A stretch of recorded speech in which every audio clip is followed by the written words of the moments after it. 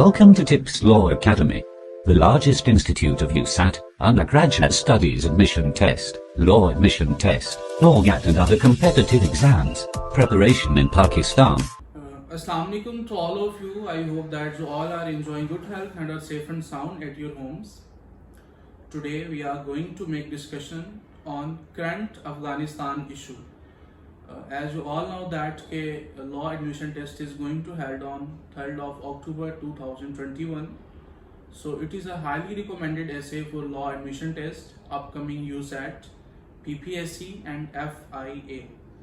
तो आज के इस ऐसे में हम कुछ जनरल चीज़ें डिस्कस करेंगे जिनमें हम सारी जो हिस्ट्री थी तालिबान का ओरिजिन, इनका इंट्रोडक्शन, इनकी हिस्ट्री और जो हमारे पास टर्म्स आती हैं कि सोवियत यूनियन क्या थी, वर्ल्ड ट्रेड सेंटर 9/11 का जो इंसिडेंट है और उसके अलावा जो अभी 1979 से लेकर 2021 तक जो कुछ हुआ उसको हम आम अल्फाज में सिर्फ डिस्कशन करने की कोशिश करेंगे ताकि आप लोग कंसेप्चुअल बेसिस पे आप अपने ऐसे में अगर कोई आपको इस तरह का टॉपिक आता है जिसमें कहा जाता है कि right the impact of Afghanistan and Taliban on Pakistan, या आपको तालिबान के बारे में अफगानिस्तान क्योंकि करंट अफेयर है हमारा, तो आपको कुछ भी आ सकता है इस पर, तो आप लिख सकें। तो फर्स्ट ऑफ ऑल किसी ज़माने में जब सिकंदर आज़म अफगानिस्तान आया और उसने इसको फतह करने की कोशिश की और उसको शिकस्त हुई, तो तब उसने कहा कि अफगानिस्तान एक ऐसी सरजमीन है जहाँ पर आना बहुत आसान है लेकिन यहाँ से जाना बहुत मुश्किल है। तो बहुत सी बैरूनी कुव्वतें, बहुत सी बैरूनी स्टेट्स, हमारे जो फॉरेन स्टेट्स हैं जो अपने दौर में पावरफुल स्टेट्स भी रहीं, उन्होंने अफगानिस्तान को डिफरेंट बेसिस की वजह से इसको डिस्कवर करने की, इस पर हमले किए, इसको जो है इस पर कब्जा करने की कोशिश की, बट ऑल इन वेन। सब ने वहाँ से शिकस्त खाई। तो उसकी भी वजह जानेंगे कि आखिर ऐसा क्यों। तो बात करते हैं कि ये हिस्ट्री, ये जो सिविल वर्ल्ड वॉर है हमारे पास, कहाँ से स्टार्ट होती है। फर्स्ट ऑफ ऑल 1979, 4 दिसंबर 1979 में सोवियत यूनियन क्या चीज़ है, बेसिकली ये 15 कंट्रीज की यूनियन है जिसमें रशिया भी शामिल है, बाकी किर्गिस्तान और अदर कंट्रीज इसमें इंक्लूड हैं। इन्होंने अफगानिस्तान में अपनी अफवाज को दाखिल किया ऑन 4 दिसंबर 1979। इन्होंने अपनी जो फौजें थी उनको अफगानिस्तान में जंग करने के लिए भेज दिया, जिसकी मुख्तलिफ वजूहात थी। अब वजूहात क्या थी? पहली वजह ये थी कि वो लोग बहिरा अरब पर रसाई हासिल करना चाहते थे, क्योंकि बहिरा अरब पर रसाई हासिल कर लेते तो उनके लिए पूरी दुनिया में ट्रेड करना लाइक सिर्फ एक कप ऑफ केक की तरह होता। तो सबसे पहली वजह ये थी कि वो बहिरा अरब पर रसाई हासिल करना चाहते थे। Secondly, as you all know that कि अफगानिस्तान में बहुत से मादनी ज़खायर हैं जिसमें ओपियम की काश्त एक बहुत बड़ा फैक्टर है, क्योंकि बहुत बड़ा बिजनेस है और अफगानिस्तान में सबसे ज़्यादा इसकी काश्त होती है। और ओपियम एक ऐसा सब्सटेंस है जो कि ईंधन बनाने के काम आता है। तो एक ये बिजनेस था, उसके अलावा गैस के, कोयले के और भी बहुत से मादनी ज़खायर जो है अफगानिस्तान में मौजूद हैं। एक सेकंड जो हमारे पास रीज़न थी वो ये थी। थर्डली, एक इस्लामिक रेवोल्यूशन जो 1979 में ईरान में आई, तो रशिया चाहता था कि उस तरह की रेवोल्यूशन, उस तरह का इनकलाब अफगानिस्तान में नहीं आ जाए। And the fourth one is that कि वहाँ पे उनकी कम्युनिकल स्टेट जो है मौजूद थी, तो वो उसको डिफेंड करना चाह रहे थे। तो 4 दिसंबर 1979 में जब वो अपनी अफवाज अफगानिस्तान में दाखिल करते हैं, तो बेसिकली अफगानिस्तान में जो सिस्टम है वो ट्राइबल सिस्टम है, जिसे हम कबाइल का निज़ाम कहते हैं। लोग अपने अपने कबाइल में रहते हैं और उनके जो कबाइल थे उनमें उस वक्त बहुत से जो कॉन्फ्लिक्ट्स थे, तजादात पाए जा रहे थे। लेकिन the interesting thing to know that कि जब भी अफगानिस्तान पर किसी भी बैरूनी जो ताकत ने हमला किया, तो अफगानिस्तान के तमाम बशिंदे अपने ज़ाती मसाइल भुलाकर हमेशा यकजा हुए। और यही वजह है कि आज तक ना ही रशिया अफगानिस्तान को डिस्कवर कर सका और ना ही अमेरिका अफगानिस्तान में उसको जो है उस पर कब्जा कर सका। तो जब उसके खिलाफ जंग का ऐलान किया गया, अफगान के बशिंदों ने, अफगानिस्तान के तमाम कबाइल के लोग एक हो गए। तो रशिया के खिलाफ जब जंग लड़ने का ऐलान किया गया तो उस जंग को जिहाद का नाम दिया गया, और वो लोग जो जंग में शामिल थे उनको मुजाहिदीन का नाम दिया गया। अब आपको क्लियर हो चुका होगा कि मुजाहिदीन का ओरिजिन क्या है और किनको मुजाहिदीन कहते हैं। तो बेसिकली जब ये चीज़ सामने आई तो पाकिस्तान और 34 इस्लामिक कंट्रीज और यूनाइटेड नेशंस की जनरल असम्बली ने इसको अपोज किया, अक़वाम मुत्तहिदा की जनरल असम्बली ने, और 34 इस्लामी ममालिक ने इसकी मजम्मत की। और फिर क्या होता है कि इत्तेहादी अफवाज, अमेरिका, तुर्की, सऊदी अरेबिया और पाकिस्तान रशिया के खिलाफ अफगानिस्तान को सपोर्ट फराहम करता है। सऊदी अरेबिया से एक बहुत ही अमीर खानदान का फर्जंद जिसको उसामा बिन लादेन कहा जाता है, आप ये नाम यकीनी तौर पर जानते होंगे, वो अफगानिस्तान मूव करते हैं और वहां पे जाके जिहाद में शामिल होते हैं। पाकिस्तान तालिबान को सपोर्ट करता है। तालिबान बेसिकली पश्तो जुबान में स्टूडेंट्स को कहा जाता है। तो पाकिस्तान की ASI तालिबान को सपोर्ट करती है, यहाँ पर उनको ट्रेनिंग दी जाती है, जदीद असला दिया जाता है और देन उनको जंग करने के लिए अफगानिस्तान में भेजा जाता है। अमेरिका बहुत ज्यादा फंडिंग करता है डॉलर्स में, जिनका estimated revenue I think $40 billion something. मैं आप मुझे एग्जैक्ट इसके बारे में अभी मैं आपको जो है वो एग्जैक्ट टर्म नहीं दे सकता। उसके अलावा टर्की सपोर्ट करता है और नेटो फोर्सेस जो इत्तेहादी फवाज हैं वो अफगानिस्तान को सपोर्ट करती हैं। अफगानिस्तान में देहाती सिस्टम था, वहां पर देहातों में सड़कें मौजूद नहीं थी, तो सोवियत यूनियन जब उन पर हमला करती तो वो लोग पहाड़ों पर चढ़ के उनके टैंक्स पर जो है उनको डिफेंड करते, अपने आप को ऊपर से अगेन रिटेलिएट करते, जवाबी कार्रवाई करते। इन शॉर्ट 6 साल तक ये जंग जारी रहती है अफगानिस्तान के दरमियान और सोवियत यूनियन के दरमियान, मतलब रशिया और जो बाकी ममालिक सोवियत यूनियन में थे। ना ही अफगानिस्तान सोवियत यूनियन के खिलाफ कामयाब होता है उनको भगाने में, और ना ही सोवियत यूनियन जो है वो अफगानिस्तान पर कब्जा कर पाती है। लेकिन द टर्निंग पॉइंट जहां से ट्विस्ट आता है स्टोरी में वो आता है 1989 में, सॉरी उसके 1886 में। 1886 में अमेरिका अफगानिस्तान को स्ट्रिंगर मिसाइल्स फराहम करता है। स्ट्रिंगर मिसाइल इस तरह के मिसाइल्स हैं जो कि हेलीकॉप्टर्स को टारगेट करते हैं, ऑटोमेटेड मिसाइल्स हैं। जब अफगानिस्तान को वो फराहम किए जाते हैं, सप्लाई किए जाते हैं, तो फिर अफगानिस्तान के जो मुजाहिदीन थे उन मिसाइल्स का इस्तेमाल करते हैं सोवियत यूनियन के टैंक्स के खिलाफ और उनके हेलीकॉप्टर्स को मार गिराते हैं। तो इन शॉर्ट फिर क्या होता है कि 1989 में रशिया जो है वहां से शिकस्त खाता है और रशिया की जो स्टेट है वो 15 हिस्सों में 15 हिस्सों में उसका बंटवारा हो जाता है। अफगानिस्तान से जंग करने का नतीजा क्या होता है कि रशिया जो कि उस वक्त की सुपर पावर थी उसको 15 हिस्सों में डिवाइड होना पड़ता है और उसमें एस्टिमेटेड 15 लाख अफगानिस्तान के जो मुजाहिदीन थे वो शहादत जो है उसको शहादत का जाम नोश करते हैं और ऑलमोस्ट 4 मिलियन बाकी जो अफगानी थे 40 लाख जो अफगानी थे वो पाकिस्तान में हिजरत करके आते। अदर थिंग जो अभी हम डिस्कस जो हमें करनी चाहिए वो ये है कि जब अफगानिस्तान जंग लड़ते हैं रशिया के खिलाफ तो वहां पर 3 मेजर जो ग्रुप्स थे वो देखने में आते हैं हिस्ट्री में। The first one is Ahmad Shah Massoud जो कि शुमाली इलाका जात में रहता था अफगानिस्तान के, मेजर ग्रुप वो था। उसके अलावा तालिबान थे जिनको पाकिस्तान ने सपोर्ट किया, यहाँ पे मुदारिस में उनको या वॉट जो भी हमें हिस्ट्री में लिखा मिलता है कि उनको ट्रेन करके अफगानिस्तान भेजा गया। और थर्ड जो ग्रुप था वो हमारे पास अलकायदा थी, उसामा बिन लादेन जिसको लीड कर रहा था। तो अफगानिस्तान के जो बशिंदे थे ये सिर्फ उनका एक इत्तेहाद था, उनकी एक यूनियन थी कि उन्होंने रशिया जैसे सुपर पावर को वहां पे टुकड़ों टुकड़ों में तकसीम कर दिया। और इसी वजह से कहा जाता है कि अफगानिस्तान में दाखिल होना बहुत आसान है, वहां पर लड़ना बहुत मुश्किल है और उसको फतह करना नामुमकिन है। जब अफगानिस्तान ये जिहाद और ये जो मुजाहिदीन थे जब रशिया को भगाने में कामयाब होते हैं तो देन उसके बाद इनका दोबारा ट्राइबल कॉन्फ्लिक्ट जो है वो स्टार्ट हो जाता है। तमाम ग्रुप आपस में अपनी बालादस्ती के लिए लड़ना स्टार्ट करते हैं। जो 2 मेजर ग्रुप्स देखने में आते हैं, the first one is Taliban and the second one is Ahmad Shah Massoud. Ahmad Shah Massoud जिस तरह हमने पहले डिस्कस किया कि वो शुमाली इलाका जात में रहता था। तो बेसिकली क्या होता है कि तालिबान जो है वो डोमिनेशन में डोमिनेट कर जाते हैं और वो पूरे अफगानिस्तान में शरिया लॉ इम्पोज कर देते हैं और वो वहां पे गवर्न करते हैं। तो अहमद शाह मसूद अपने साथ वाले इलाके में जो है अपनी पॉलिसियां कायम करके ताल्लुकात को बढ़ाकर एक नॉर्थर्न अलायंस के नाम से एक दोस्ताना जमात जो है आप तहरीक कह लें उसको फॉर्मुलेट करता है।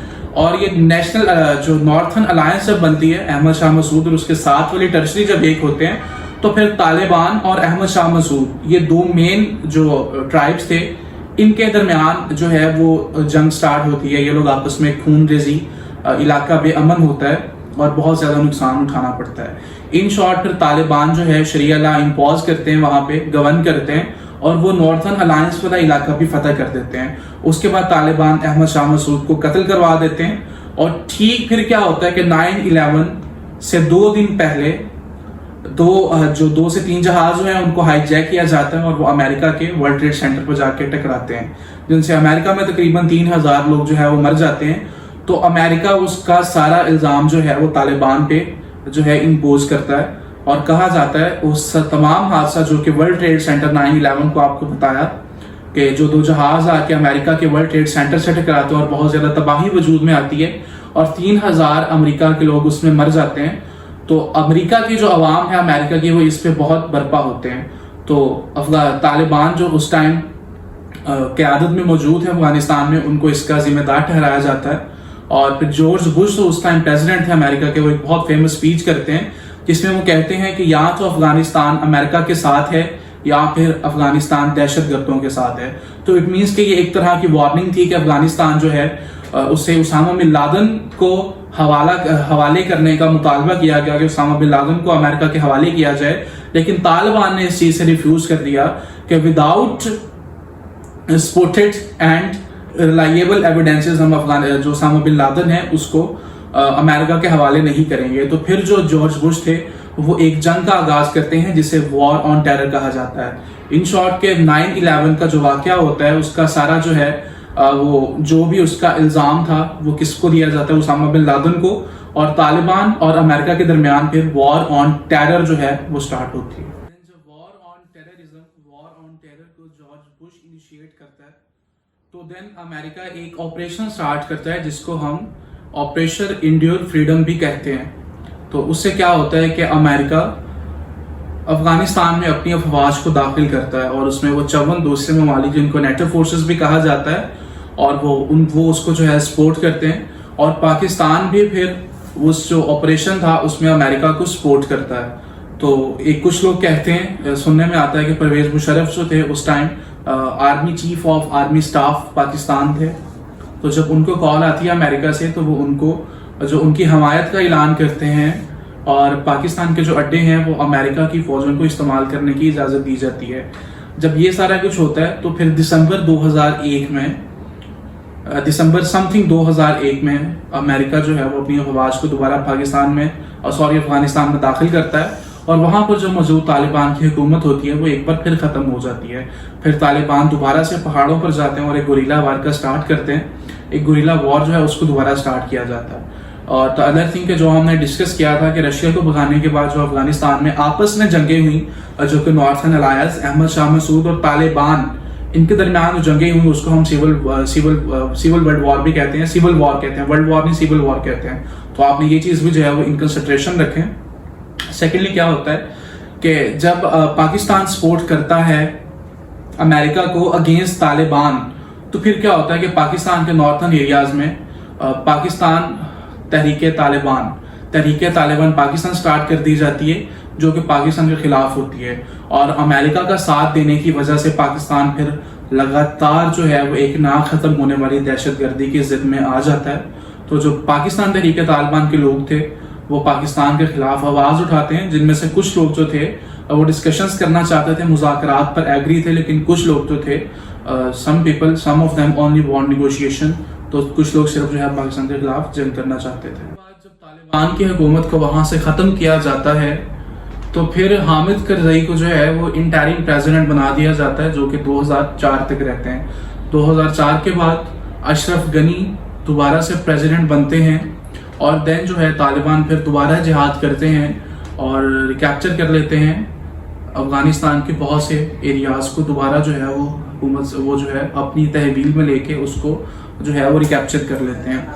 उसके बाद क्या होता है कि अमेरिका 2011 में उसामा बिन लादेन को ऑपरेशन के थ्रू जो है उसको ये जो है कत्ल कर दिया जाता है एबटाबाद ऑपरेशन में, और फिर मौलाना उमर जो है उनको 2013 में कत्ल किया जाता है जिनकी मौत की तस्दीक 2015 में होती है। लेकिन जंग अभी भी जारी है और जंग ये 2021 तक जारी रही। उसके बाद क्या हुआ कि 6000 से ज्यादा नेटो फोर्सेस जो थी, उनके सोल्जर्स जो उनके अफवाज थे, उनको जो है कत्ल किया गया।